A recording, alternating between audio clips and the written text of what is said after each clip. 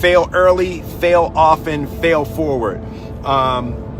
It's always a little bit frustrating to me when people have a negative relationship with failure.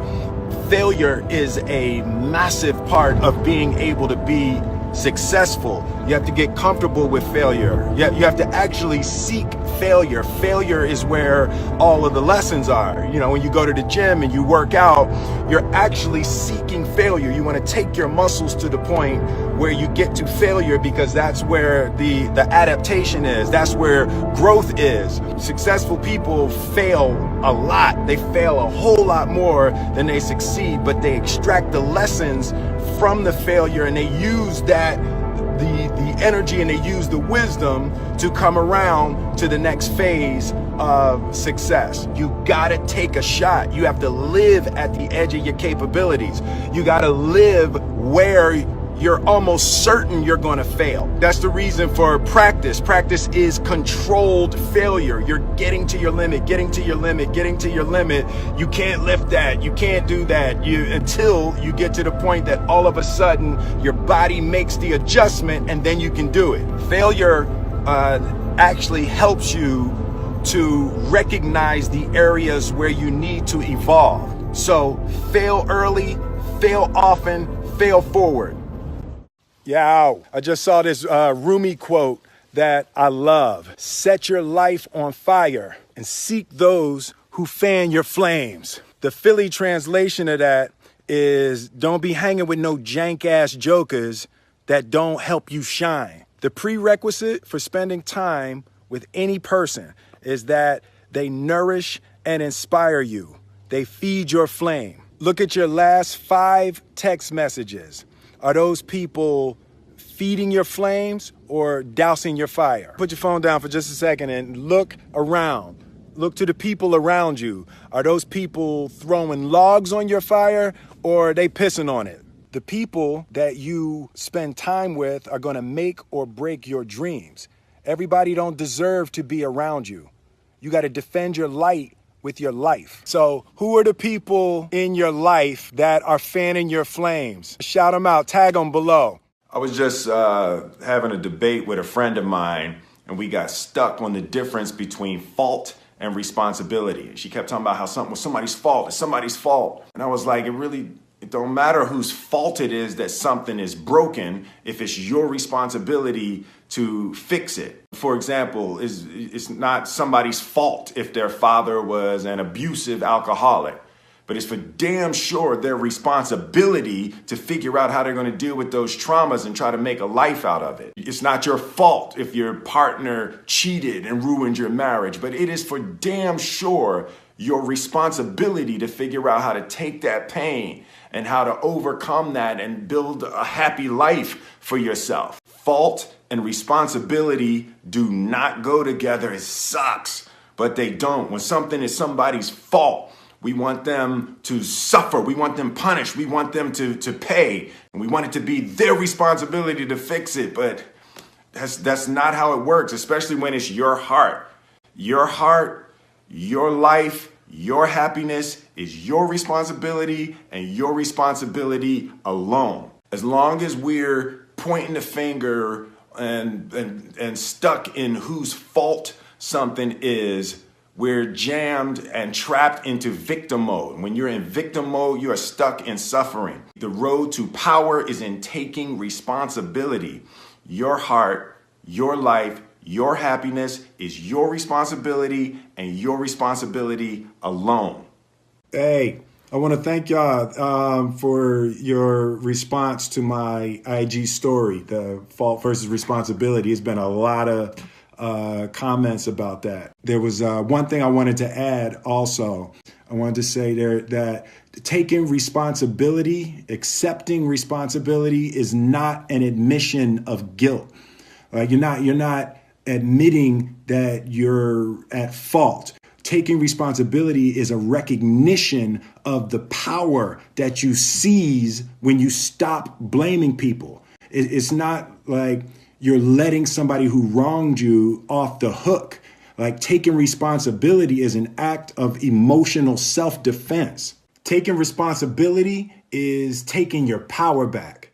What's up, y'all? In the last post, we were talking about self-discipline. So I wanted to go into that a little farther. I believe that self-discipline is the definition of self-love.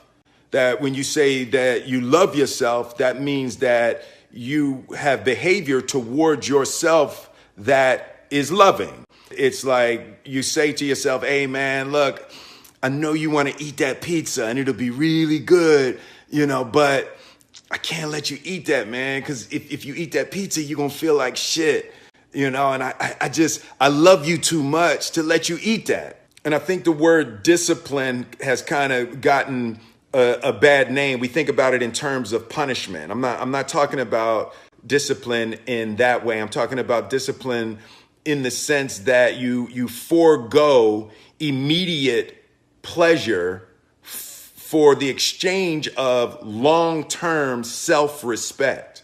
Self-love is when you say to yourself, oh, man, look, I know you and that girl got a real connection. I know y'all vibe, but that's your girl's cousin. So I love you too much to let you do that. Self-love is, hey, look, I know you got a test on Monday, and I know you really want to go out with your friends. It's Saturday night, you want to go out, but if you fail that test, you're not going to feel good about yourself. I love you too much to let you go out tonight. Self-discipline is self-love. If you want to be happy, you have to love yourself, which means you have to discipline your behavior. The road to sustained happiness is through disciplining your behavior. All right, that's my nephew. That's Kyle. I just want you to shoot me real quick because I wanted you to hear this too because you're my nephew. So a dude screamed to me the other night, hey, Will, I want to be an actor, man. I want to be an actor just like you. Usually people say stuff to me like that. I'm like, yeah, man, you can do it. Just give them an encouraging word. But I was just sitting here thinking, and it dawned on me, 99% of people that say stuff like that are not willing to do what it takes to make their dreams come true. The Marines have a saying, everybody wants to go to heaven, but nobody wants to die. And that's just real. At the center of bringing any dream into fruition is self-discipline. Something as simple as food and eating. It's not about your body as much as it is about your mind. It's getting command of your mind to be able to choose actions that are in your own best interest. Every day, we are choosing shit that's not in our own best interest, right? So if the world is attacking you and the world wants to fight you and the world's trying to hold you down, so you're going to kick yourself in the balls? So you're going to stop yourself from getting what you dream. Self-discipline is the center of all material success. You cannot win the war against the world if you can't win the war against your own mind. In that part of my career, I refused to do anything that wasn't in the best interest of the goal I had set for myself. And there was probably a 12-year period of my life where I didn't take a drink. I didn't have a drink, where I didn't go out on the weekends. I was so set on my goal. It created a serious circle of protection and elevation because I refused to do anything that wasn't in my best interest. It's hugely important that if you have a dream, that you have to dedicate your life to it, and every hour of every day has to be dedicated to bringing into fruition the things that you dream about. So I'm in the Cayman Islands, just got finished doing a couple days of work, and I'm in the room, I'm finally by myself, it's quiet, there's no people around, I'm chilling, and I'm like, trying to figure out something to do. So, I figured, let me go turn the news on. And then it dawned on me, I was like, but the news agitates me. It's disruptive. I get aggravated. And I was like, nah. And then I felt this crazy urge, like I couldn't stop myself from going to turn the news on. And I was like, oh shit. And I realized my mind was seeking disturbance. Like, nah, it's too peaceful. I need to be disrupted and aggravated. And I realized, like, we actually have to cultivate a taste for peace. We're actually addicted to things that agitate and aggravate us. You know, you're like, damn, every time I see this person, we argue. I don't want to argue with this fool. Well, stop. What happens is we actually get addicted to the argument. We're addicted to the aggravation, addicted to the agitation. I just really made a decision to myself today, just sitting here in the Cayman Islands, that I'm going to be quiet, I'm going to be still, and I'm going to be alone. So just for the day, let's be quiet, let's be still, be alone. I mean, right after you listen to my IG story and right after you follow me, then put it down and just be alone and quiet and still, y'all. So me and Jada was reflecting about love. And I asked her, I said, what did she think was, one of the biggest revelations that she had about love? She said that you cannot make a person happy. And I thought that was a real deep idea. You can make a person smile, you can make a person feel good, you can make a person laugh, but whether or not a person is happy is deeply and totally and utterly out of your control. I remember the day I retired. I literally said to Jada, that's it. I retire. I retire from trying to make you happy. I need you to go make yourself happy and just prove to me that it's even possible. And after we cracked the hell up, we started talking about, we came into this false romantic concept that somehow when we got married that we would become one. And what we realized is that we were two completely separate people on two completely separate individual journeys, and that we were choosing to walk our separate journeys together. But her happiness was her responsibility, and my happiness was my responsibility. And we decided that we were going to find our individual, internal, private, separate joy. And then we were going to present ourselves to the relationship and to each other already happy, not coming to each other begging with our empty cups out, demanding that she fill my cup and demanding that she meet my needs. Is unfair and it's kind of unrealistic and can be destructive to place the responsibility for your happiness on anybody other than yourself. So, for me, the daily confrontation with fear has become a real practice for me since about three years ago. I went skydiving in Dubai, right? And skydiving is a really interesting confront with fear, right? So I gotta stand up. I'm sorry, I gotta stand up. All right. So all your friends, what happens? You go out. Sorry, I dropped my thing. Yeah. So what happens is you go out the night before and you take a drink with your friends, and somebody says, "Yeah, we should go skydiving tomorrow." And you go, "Yeah, we'll go skydiving tomorrow." Yeah. And you go, "Yeah." And everybody goes, "Yeah." Right? And you go home by yourself, you're like, Right? And you're like, well, I mean, they was drunk too. Right? So maybe they not, maybe, I mean, we don't have to go. We don't have to do it. So then that night you're laying in your bed and you just keep,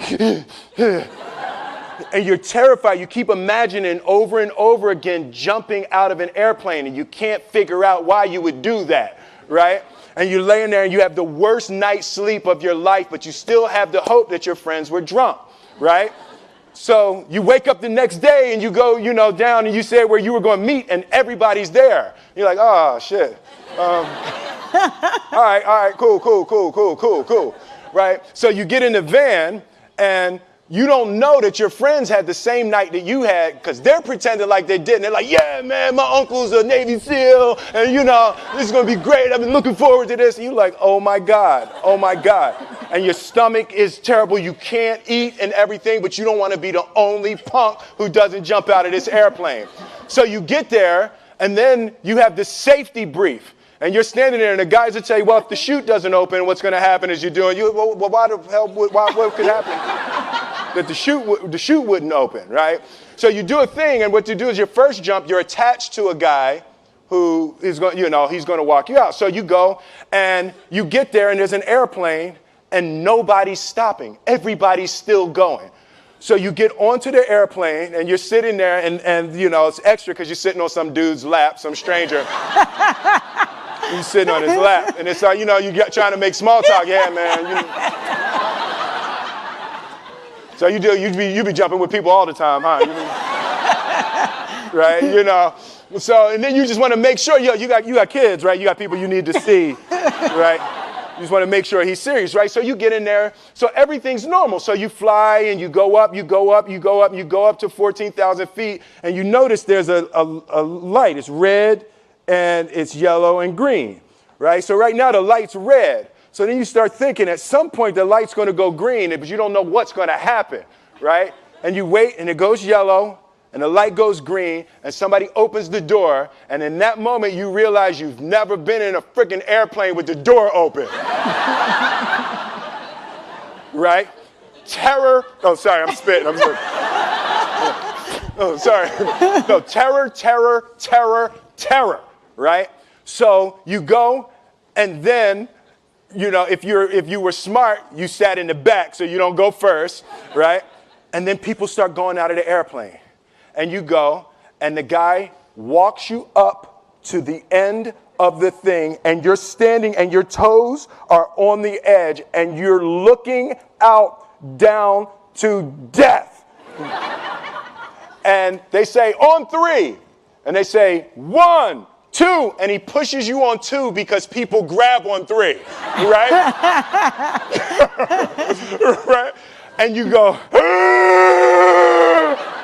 and you fall out of the airplane, and in 1 second, you realize that it's the most blissful experience of your life. You're flying, right? It doesn't feel like falling, right? It's like you actually are kind of held a little bit by the wind, and then you start falling, and there's zero fear. You realize that the point of maximum danger is the point of minimum fear. It's bliss. It's bliss, and you're flying, right? And you're doing that, and then 20 seconds, 25 seconds, 40 seconds, and you have enough time to just kind of be like, oh, shit, that's that building. I like that one. Oh, you can see the ocean. Right? You start doing all of that, and the lesson for me was, why were you scared in your bed the night before? What do you need that fear for? Just don't go. Why are you scared in your bed 16 hours before you jump? Why are you scared in the car? Why could you not enjoy breakfast? What did you need that? The fear is fear of what? You're nowhere even near the airplane. Everything up to the stepping out, there's actually no reason to be scared. It only just ruins your day. You don't have to jump. And then in that moment, all of a sudden, where you should be terrified is the most blissful experience of your life. And God placed the best things in life on the other side of terror. On the other side of your maximum fear are all of the best things in life. Mm-hmm. So that was sorry. So that was, no, it was good. That was my experience with skydiving and fear. All right.